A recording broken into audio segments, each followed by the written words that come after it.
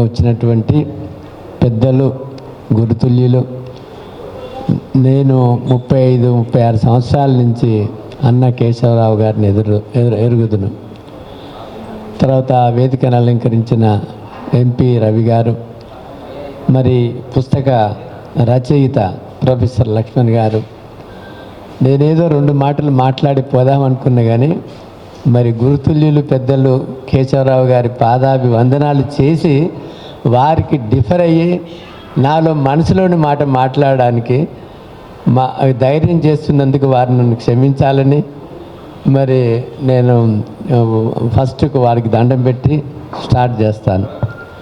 ఎందుకంటే ఇది చాలా సున్నితమైన విషయం. ఇదైతే ప్రొఫెసర్ లక్ష్మణ్ అంటే నాకు చాలా ప్రియుడు.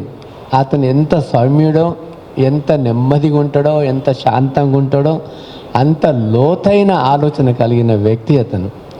మనం అంటాం కదా, సూర్యుని కిరణాలు చేరని తోట కూడా ఇటువంటి ప్రొఫెసర్ల ఆలోచనలు వెళ్తాయి.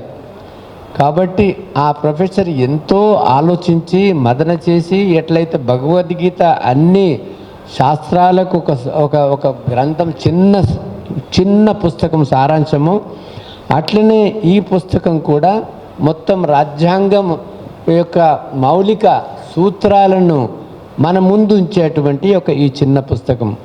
ఇందులో ఆర్టికల్ 14, 15, 16, తర్వాత 17, అలానే మా ఆర్టికల్ 38, 46, తర్వాత 243D6, 243T6 లోకల్ బాడీల ఎలక్షన్స్, దీనికి సంబంధించిన అన్ని విషయాలు రాసినారు. తర్వాత ఇక్కడ ఒక ముఖ్యమైన విషయం ఏం రాసినారంటే ప్రజాస్వామ్యము అంటే ఏంటిది అనేది ఒక 3 ముక్కలల్లా రాసినారు. అబ్రహాం లింకన్ ఏమన్నాడు? ప్రజాస్వామ్యం అంటే ప్రజల చేత ప్రజల కొరకు ఏర్పడే ప్రభుత్వం అని. జిఆర్ సలీ అంటే ఏ ప్రభుత్వంలో ప్రతి వ్యక్తికి భాగస్వామ్యం ఉంటుందో ఆ ప్రభుత్వ వ్యవస్థయే ప్రజాస్వామ్యం అన్నాడు.